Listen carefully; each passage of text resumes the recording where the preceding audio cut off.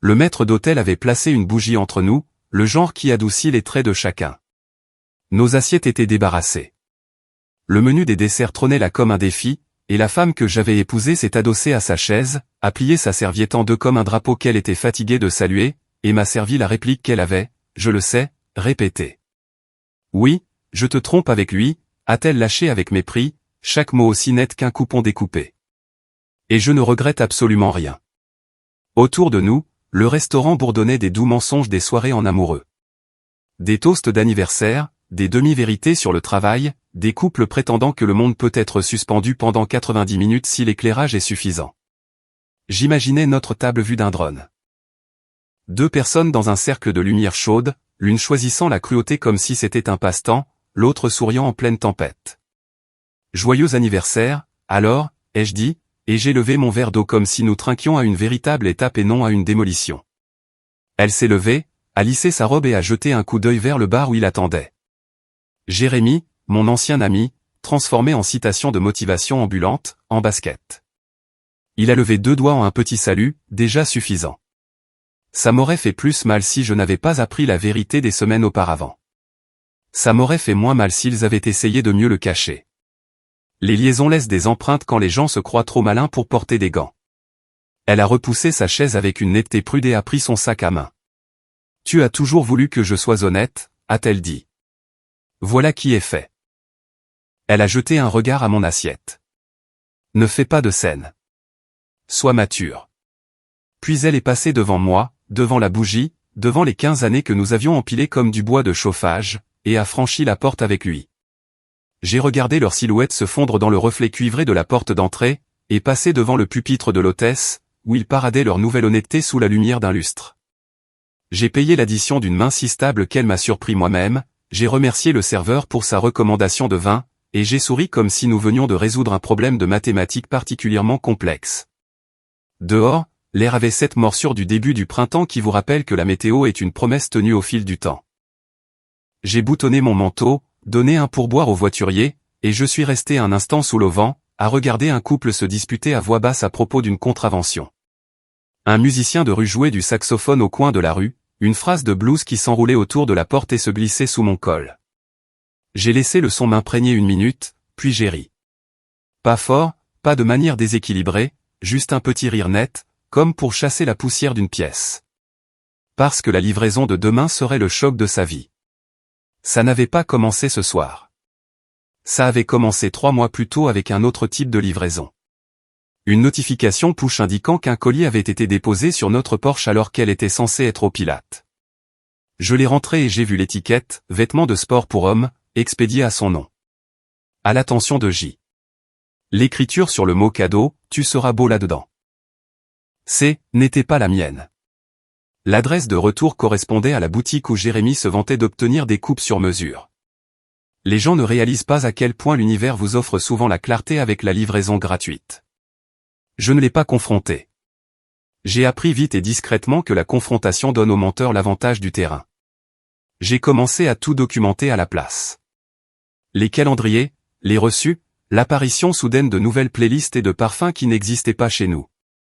La note de restaurant un mardi à l'autre bout de la ville. La note de bar d'hôtel un mercredi, alors que l'alarme de la maison indiquait « Nous sommes tous les deux rentrés tard, séparément ». Les soirées de brainstorming d'urgence qui correspondaient à ces stories sur les réseaux sociaux. Martini, coin sombre, légende sur l'ambition. J'ai aussi appris que lorsque vous cessez de poser des questions à voix haute, la vérité s'impatiente et se présente d'elle-même. Une femme nommée Talia, qui travaillait à la comptabilité de l'entreprise de Jérémy et me connaissait via le softball caritatif, m'a envoyé un message prudent la nuit où elle a vu le nom de ma femme apparaître dans une course Uber partagée avec lui à 1h12 du matin. Peut-être que je me trompe, a-t-elle écrit.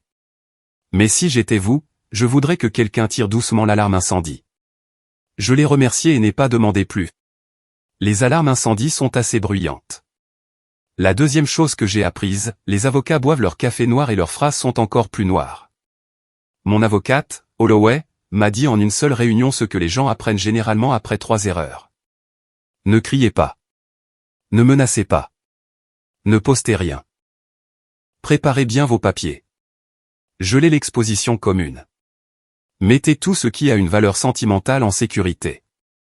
Et quand vous passez à l'acte, faites-le livrer par un coursier, pas par une confrontation.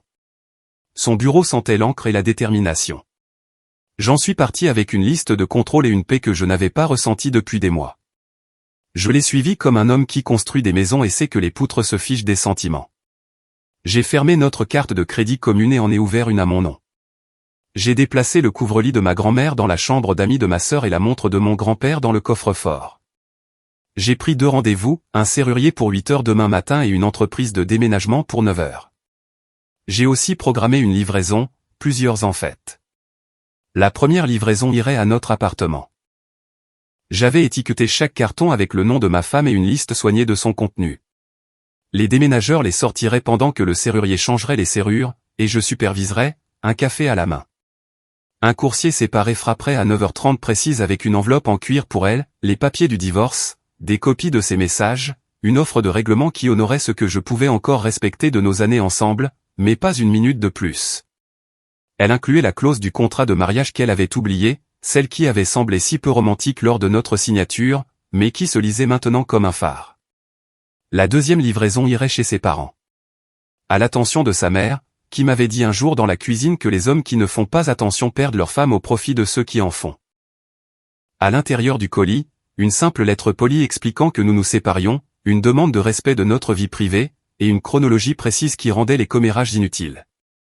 Je ne demandais à personne de prendre parti. Je n'en prenais aucun. Je leur offrais la dignité des faits. La troisième livraison, ma préférée, arriverait au bureau de Jérémy. Un panier de bon goût, sans sarcasme ni cruauté, rempli de livres sur l'éthique professionnelle, une balle anti-stress en forme de cœur, et une copie de la politique de l'entreprise sur les relations amoureuses, avec le passage surligné mentionnant l'interdiction des relations qui compromettent la confiance des clients. J'ai joint une note pour les RH résumant les incidents avec date et heure, ainsi qu'une courte lettre de motivation civile de Holloway. J'ai mis en copie l'associé qui m'appréciait de l'équipe de softball. Je n'avais pas besoin d'ajouter de commentaires. Les dates le faisaient pour moi. Et puis il y avait la 4e livraison, celle que seul moi connaissais. Ce n'était pas une boîte. C'était le transfert de propriété du petit chalet au bord du lac que mon père m'avait laissé. L'endroit où je pensais que nous emmènerions nos enfants un jour. Dans une semaine, il serait cédé à ma sœur et sa famille. J'avais décidé que je ne garderais pas un lieu lourd de fantômes. Mieux valait le remplir des rires de ma nièce alimentés à la guimauve et de la guitare épouvantable de mon beau-frère. Cette livraison était pour mon propre avenir. Une décision tamponnée, notariée, finalisée. Je me suis glissé sur le siège du conducteur et j'ai regardé le couple avec la contravention accepter enfin de payer la réduction et de poster le reste. Le compromis. Ça a l'air noble jusqu'à ce que vous vous soyez compromis vous-même tant de fois que le miroir ne vous reconnaît plus. À la maison, l'appartement ressemblait à un décor après le départ des acteurs. Les accessoires aux bons endroits, l'air retenant des répliques qui n'appartiennent plus à la scène. J'ai nourri le chat, arrosé la sansevieria qu'elle oubliait toujours, et réglé mon réveil pour bien trop tôt. J'ai dormi sur le canapé, chaussures encore aux pieds, non pas parce que j'étais dévasté, mais parce que ce n'était pas une nuit de cérémonie. Je me suis réveillé 2 fois, une fois à cause du chat qui me tapotait le front, une autre fois au souvenir de sa voix au dîner. Je ne regrette absolument rien. Résonnant comme un défi. J'ai souri dans le noir. Le regret la rencontrerait au matin. Le regret n'est jamais en retard quand il y a un programme. À 7 heures, j'ai préparé un café assez fort pour décaper de la peinture. À 7h58, le serrurier a frappé. Un jeune homme avec une boîte à outils et un visage aimable. Il a jeté un œil à notre photo sur la table de l'entrée, puis à mon expression, et n'a rien demandé. Il a changé le pen dormant avec des clics efficaces. Nouvelle clé, a-t-il dit, les posant sur le comptoir comme un médecin déposant des résultats de test. Je l'ai remercié, lui ai donné un pourboire trop généreux, et j'ai calé la porte pour les déménageurs. Ils sont arrivés à 9 heures. 2 hommes et une femme qui a soulevé une penderie en carton comme si elle était remplie d'oreillers. Je leur ai tendu la liste. Ça, c'est à elle. Ça reste. Les œuvres d'art vont avec les cartons étiquetés son bureau. Les affaires de cuisine étiquetées dont vont à la collecte de 10 heures. Elle a balayé la pièce du regard, a vu le plan, et a hoché la tête. On fera attention, a-t-elle dit, et ils se sont mis au travail comme une rivière. Régulier, pas bruyant. À 9h27, j'ai entendu une portière claquer dans le garage et des clés tâtonner dans l'ancienne serrure. Elle a juré quand elles n'ont pas tourné.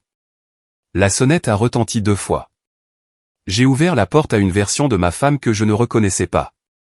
Une longue nuit sur son visage. La robe du dîner froissée, une traînée d'eyeliner transformant son œil en ecchymose.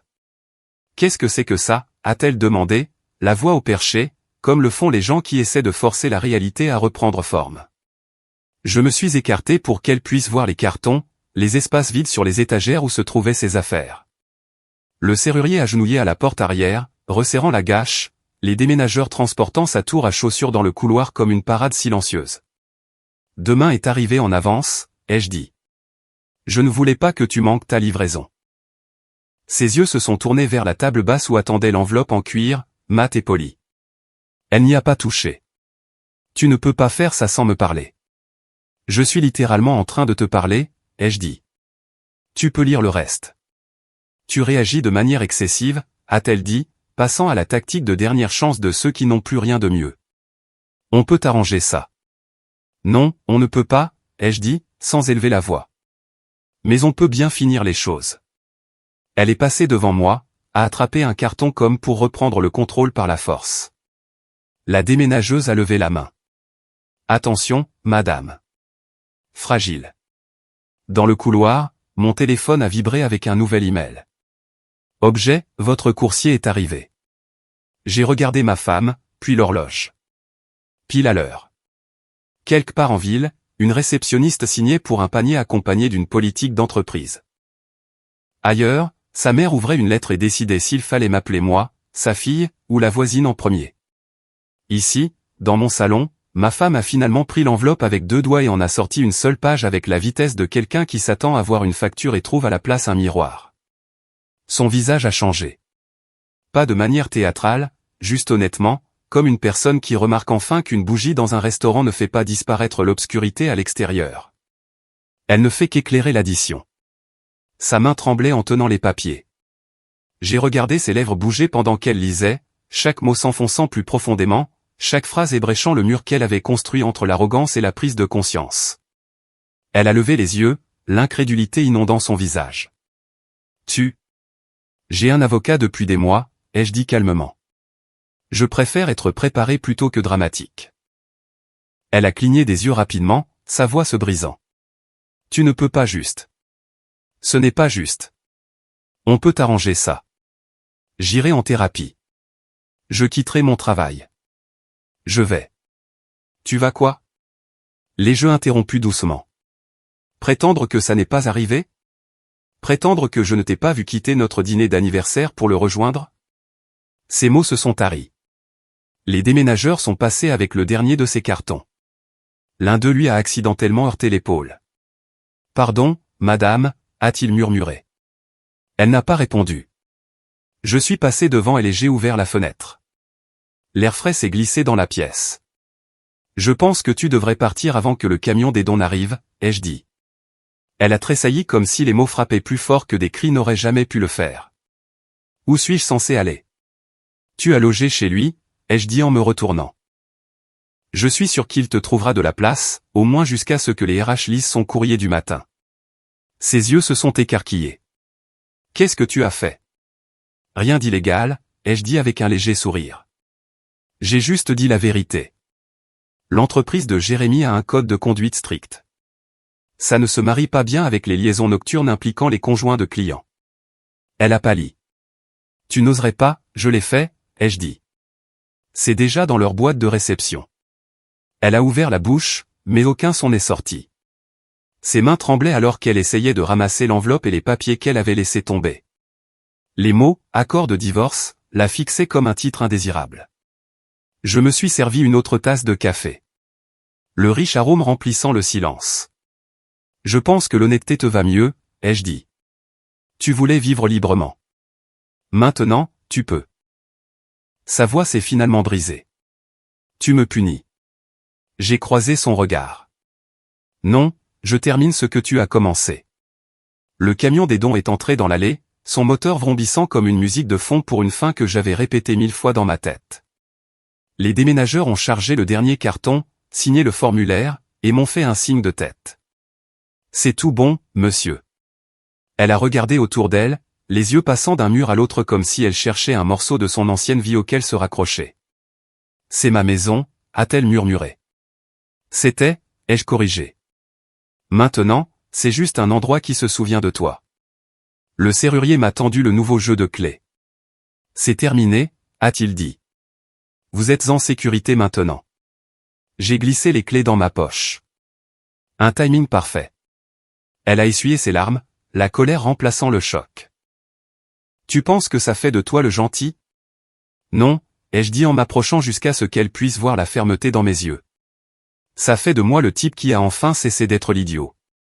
Elle a pressé ses paumes contre ses tempes. Tu as planifié tout ça.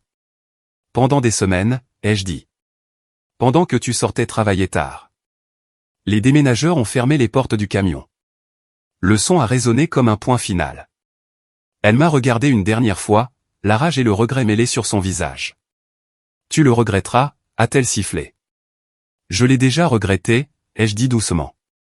C'est pour ça que j'ai fini. Elle est partie sans un autre mot.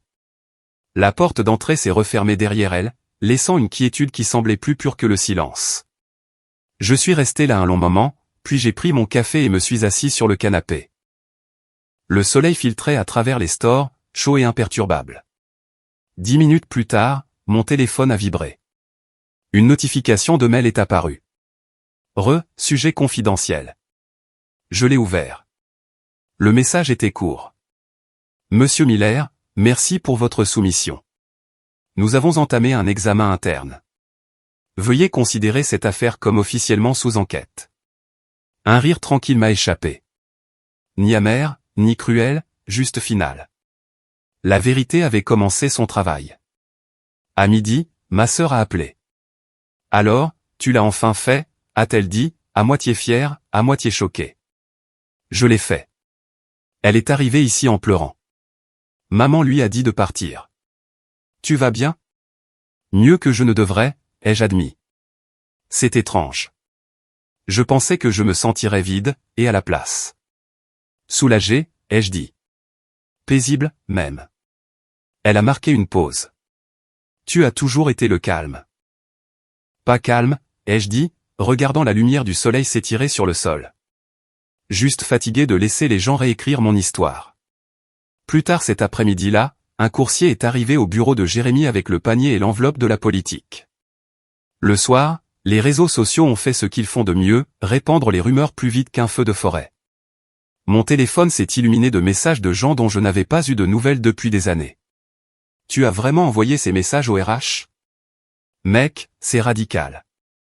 Tu es une légende. Je les ai tous ignorés. Il ne s'agissait pas d'applaudissements. Il s'agissait de tourner la page. Le lendemain matin, je me suis réveillé tôt et j'ai pris la voiture pour sortir de la ville. Le ciel était peint d'un orange que l'on ne voit qu'après les orages. Je me suis arrêté dans un dîner, j'ai commandé un café noir et j'ai ouvert un carnet neuf. Sur la première page, j'ai écrit « Jour 1 ». La liberté est plus silencieuse que je ne l'imaginais. Une notification a vibré sur l'écran de mon téléphone. Une alerte d'actualité locale. Cadre d'une agence de marketing sous enquête pour violations éthiques. Des sources confirment une suspension. Le visage de Jérémy est apparu à l'écran. J'ai posé le téléphone face contre table, j'ai souri et j'ai pris une autre gorgée de café. Parfois, la vengeance ne consiste pas à détruire la vie de quelqu'un. Elle consiste à reconstruire la sienne sans eux. J'ai plié le journal, laissé un pourboire généreux et suis sorti dans la lumière du matin. L'air était pur. La livraison de demain était arrivée pile à l'heure, et elle avait livré exactement ce que j'avais promis. La paix, soigneusement emballée dans la justice. 3 mois plus tard, le monde était enfin devenu silencieux. Plus d'appels tardifs, plus d'avocats, plus de souvenirs que je devais esquiver comme du verre sur le sol. Le divorce était finalisé. Elle ne l'a pas contesté. Peut-être qu'elle ne le pouvait pas. Peut-être qu'elle avait enfin réalisé que certains ponts ne brûlent pas. Ils s'effondrent sous le poids de leurs propres mensonges. Jérémy a perdu son travail. Je ne l'ai pas célébré. J'ai juste laissé la nouvelle là, comme un titre de journal qui ne m'appartenait plus. L'article mentionnait une violation de l'éthique et une faute professionnelle envers un client. Son entreprise a effacé son nom de leur site web du jour au lendemain. Je n'avais plus besoin de vengeance après ça. La vérité avait déjà fait le travail. J'ai déménagé dans un appartement plus petit à l'autre bout de la ville. Rien d'extraordinaire, juste du calme. Le genre d'endroit où je pouvais penser, ou ne pas penser du tout. Mes matinées sont devenues simples. Un café fort, une course dans le parc, puis le travail. Le silence qui me faisait peur autrefois ressemblait maintenant à la paix. Un soir, alors que le soleil fondait derrière l'horizon, j'ai reçu un email d'une adresse inconnue. L'objet était « Je te dois des excuses ». C'était elle. Elle a dit qu'elle n'attendait pas de pardon, qu'elle avait emménagé chez sa sœur, que Jérémy avait montré son vrai visage plus vite qu'elle n'avait pu faire ses valises. Il l'avait blâmée pour tout lorsque l'enquête avait commencé. Elle a dit qu'elle cherchait du travail, essayant de repartir à zéro. Puis elle a écrit « Je pensais que tu étais faible parce que tu ne criais jamais. Maintenant, je réalise que tu étais assez fort pour ne pas en avoir besoin. » Je l'ai lu 2 fois, puis j'ai fermé le message. Pas de colère, pas de satisfaction, juste le sentiment d'avoir tourné la page. Parfois, il n'est pas nécessaire de répondre pour conclure une conversation. Le silence s'en charge pour vous. Quelques semaines plus tard, je suis allé au lac. C'était un matin vif, le genre qui vous rappelle que la vie continue même quand la vôtre s'arrête. Je me suis assis sur le ponton, regardant la lumière du soleil onduler sur l'eau, et j'ai pensé au chemin parcouru depuis cette soirée au restaurant. La lumière de la bougie, le ricanement, le calme avant la débâcle. J'avais construit un nouveau rythme, une promotion au travail, un petit groupe d'amis qui ne posaient pas de questions sur le passé, et une conscience de moi-même qui ne dépendait de l'approbation de personne d'autre. J'apprenais à vivre à nouveau. Pas à réagir, pas à planifier une vengeance, juste à vivre. Puis un matin, en quittant mon appartement pour le travail, j'ai vu une voiture familière tourner au ralenti près du trottoir. Elle en est sortie, serrant une enveloppe. Elle paraissait plus petite, plus humble. « Marc, dit-elle doucement. Je voulais juste te rendre ça. » Elle m'a tendu la montre que je lui avais offerte pour notre 10e anniversaire. « Tu devrais la voir. » Je l'ai regardée, en or, rayée, usée, puis je l'ai regardée, elle. « Garde-la, ai-je dit. C'est un rappel du temps. Tu en auras peut-être plus besoin que moi. » Des larmes ont rempli ses yeux, mais je n'ai pas détourné le regard. « Tu ne me détestes vraiment pas ?» a-t-elle demandé. « Je n'ai pas l'énergie de haïr, ai-je dit. Ça appartient à celui que j'étais avant. » Elle a hoché la tête, a glissé la montre dans son sac et est partie sans un autre mot. Je suis resté là un long moment, sentant l'air changer. Ce n'était pas une page que je venais de tourner. C'était une libération. Ce week-end-là, j'ai retrouvé des amis à une petite foire d'art en centre-ville. J'ai erré entre les stands jusqu'à ce que je voie une femme peindre près de la fontaine. Elle était concentrée, ses mains couvertes de couleurs, son expression calme d'une manière qui faisait s'estomper le bruit ambiant. Nous avons commencé à parler de rien, de tout. Elle s'appelait Élise. Elle riait facilement, posait des questions qui ne semblaient pas indiscrètes, et avait des yeux qui semblaient pouvoir voir à travers les excuses. Quand je lui ai dit que j'étais divorcé, elle n'a pas bronché. Elle a juste dit, parfois, les fins laissent la place à de meilleurs commencements. Cette nuit-là, en rentrant chez moi, ces mots résonnaient dans ma tête. J'ai réalisé que la dernière pièce de la vengeance n'avait rien à voir avec le remboursement d'une dette. Elle avait à voir avec le bonheur. Le genre de bonheur qui n'a pas à se prouver à qui que ce soit. Des mois plus tard, alors qu'Élise et moi nous tenions sur ce même ponton, regardant le lac s'embraser au coucher du soleil, j'ai pensé à tout ce que j'avais perdu et à quel point rien de tout cela n'avait plus d'importance. La trahison de ma femme, l'arrogance de Jérémy, le chaos, tout cela m'avait conduit ici. La paix n'est pas bruyante. Elle n'arrive pas avec des feux d'artifice.